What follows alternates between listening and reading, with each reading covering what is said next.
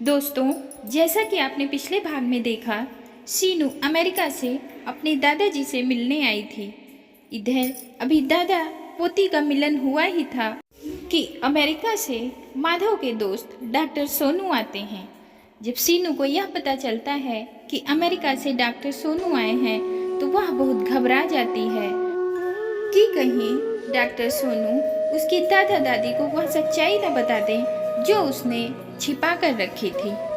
शीनू कई बार कोशिश करती है कि अपने दादाजी और दादी जी को वह सच्चाई बता दे, लेकिन उसके दादा दादी का उनके बेटे के लिए प्यार देखकर उसकी हिम्मत नहीं होती है बताने की।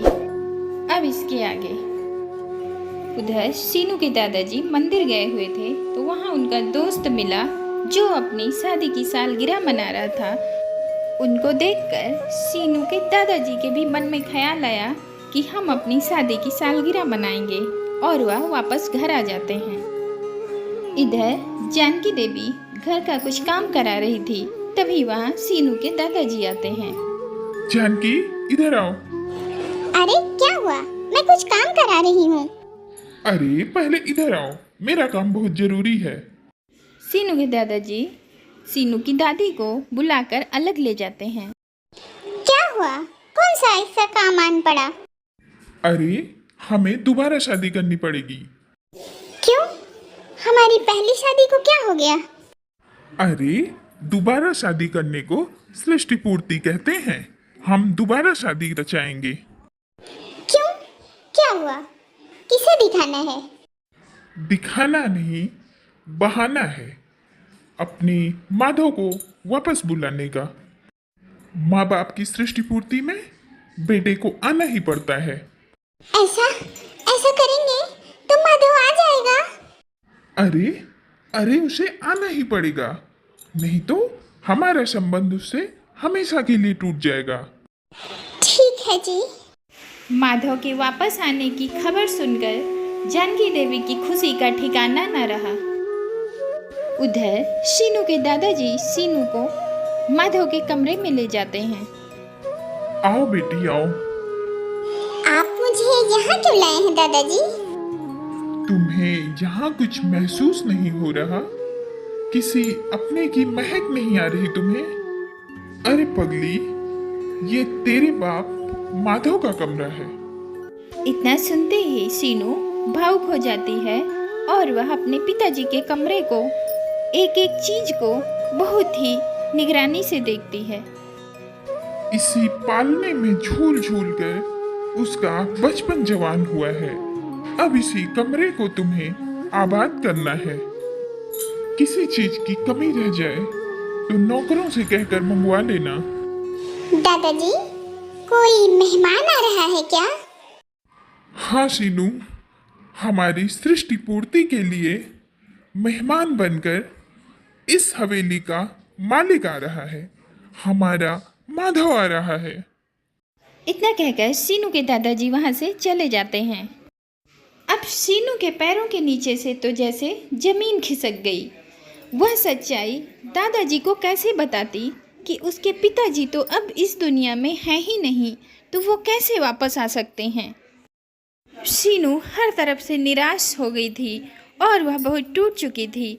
इसलिए वह भागती हुई गंगा मैया के तट पर पहुंच जाती है और उन्हीं से अपनी शिकायतें करती है।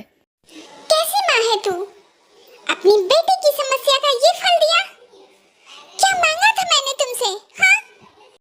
एक छोटी सी मदद ही तो मांगी थी मैंने आपसे कि अपने माँ बाप की मौत की खबर इन लोगों को बिना एक और तकलीफ दिए बिना सुना सके। लेकिन तूने मुझे क्या दिया? मेरी सारी उम्मीदों को मिट्टी में मिला दिया। कितनी बार मैंने तुम्हारे किनारों पर श्रद्धा के भाव से खून के आंसू बहाए हैं, लेकिन तुम पर कोई असर नहीं हुआ। पहाड़ की ऊंचाइयों से तुम इस धरती की गोद में गिरती हो, मैं भी वहीं से गिरकर आपकी गोद में अपनी जान दे दूंगी। फिर तुम्हारे किनारों पर आकर अपनी कहानी कभी नहीं सुनाऊंगी, कभी नहीं सुनाऊंगी। फिर शीनू पहाड़ियों की तरफ भागती हुई चली जाती है और वह अपनी जान देने की कोशिश करती है। तभी वहाँ उसके घर का नौकर आ जाता है। छोड़ दो मुझे, तभी शंकर काका सीनू को एक थप्पड़ खींच कर लगाते हैं। काका, मैं मर जाना चाहती हूँ। मर जाना चाहती हो? अपने माँ बाप की अस्थियां तो डुबोई नहीं, तो तुम्हारी अस्थियां कौन डुबोएगा? मैं? इतना सुनकर सीनू चौंक जाती है कि यह सब बात शंकर काका को कैसे पता चली। तुम्हें ये सब कैसे पता? हाँ, अचानक मैंने तुम्हारी और डॉक्टर सोनू की बातें सुन ली थी और तभी मैंने फैसला किया कि तुम एक बहुत बहादुर लड़की हो। लेकिन यह है तुम्हारी बहादुरी? हालात से डरकर मर जाना चाहती हो? तो मैं क्या करूं काका? मैं क्या करूं? दादाजी अपने बेटे को बुलाने के लिए सृष्टि पूर्ति मना रहे हैं, तो मैं मरने वालों को कैसे बुलाऊं? कैसे? तो तुम खुद को मार डालना चाहती हो? तो एक काम करो, जहां मरने वालों की अस्थियां डुबोई जाती हैं, वहां तुम मुझे डुबो दो। शंकर काका, देखो सीनू, मरने वालों के लिए मरा नहीं जाता, जिंदों के लिए जिया जाता है। हमारी जिंदगी हर सांस की कर्जदार है और बिना अपना कर्ज चुकाए इस दुनिया से जाना घोर पाप है। पाप पुण्य मैं कुछ नहीं जानती। उधार की खुशियों से मैं कब तक अपना दामन भरती रहूं? सृष्टि पूर्ति के लिए सिर्फ 2 दिन बाकी है और अगर दादाजी को ये सब पता चल गया तो मुझे कुछ नहीं समझ आ रहा है, मुझे कुछ नहीं समझ आ रहा काका। इधर दादाजी की सृष्टि पूर्ति मनाई जा रही थी और सीनू के दादाजी माधव का बेसब्री से इंतजार कर रहे थे। सीनू, तूने माधव को तार तो भेज दिया था ना? हाँ दादाजी, तार तो मैंने भेज दिया था, पर मैं भी परेशान हूँ कि वो अभी तक आए क्यों नहीं। तभी वहाँ शंकर काका आते हैं। मालिक, अमेरिका से ये तार आया है, जरूर माधव का होगा, पढ़ो। पिताजी, माताजी, सादर चरण स्पर्श। शादी की सालगिरह आप दोनों को बहुत बहुत मुबारक हो। पिताजी, फ्लाइट कैंसिल हो जाने की वजह से हम नहीं आ सके, हमें माफ कर दीजिएगा। आपका माधव। इतना सुनते ही सीनू के दादाजी का दिल टूट जाता है। माधव नहीं आ रहा, कोई नहीं आ रहा, अब कोई सृष्टि पूर्ति नहीं होगी। इतना कहकर सीनू के दादाजी गुस्सा कर अपने कमरे में चले जाते हैं। तभी सीनू शंकर काका के साथ अपने दादाजी के कमरे में जाती है। मालिक, सब लोग चाहते हैं कि सृष्टि पूर्ति। ये क्या सृष्टि पूर्ति का रिकॉर्ड लगा रखा है? दादाजी की बात पत्थर की लकीर है, कोई सृष्टि पूर्ति नहीं होगी और तुम जाओ यहाँ से। दादाजी, आप दूध पी लीजिए और सो जाइए। कितने मूर्ख लोग हैं, कितनी बार समझाया पर समझते ही नहीं। सब लोग बात को उछाल रहे थे, कह रहे थे बाप की सृष्टि पूर्ति और बेटा नहीं आया, तो मैंने भी उनको मुंह तोड़ जवाब दे दिया। मैंने कहा इसमें सिर्फ दादाजी की बेइज्जती नहीं, इसमें बेइज्जती उनके बेटे की भी है। आप दूध पीजिए और सो जाइए। ये डैडी भी ना अपने आप को समझते क्या हैं? अमेरिका गए तो बड़े आदमी बन गए, अपने माँ बाप की कोई फिक्र नहीं। आज तक तो मैं उनकी तरफदारी करती रही, लेकिन आज तो मुझे उनके ऊपर गुस्सा आने लगी है। अगर वो आपकी सृष्टि पूर्ति के लिए नहीं आएंगे तो मैं भी उनकी सृष्टि पूर्ति के लिए नहीं जाऊंगी। हाँ नहीं बेटा, ऐसा नहीं सोचते। क्यों नहीं सोचते? यहाँ आए नहीं और मैं अच्छी तरह से जानती हूँ वो क्यों नहीं आ रहे। जलते हैं आपसे, मौसम खराब हो गया, फ्लाइट कैंसिल हो गई, ये तो सब बहाने हैं। इरादा बना लेते तो कैसे नहीं आ सकते थे?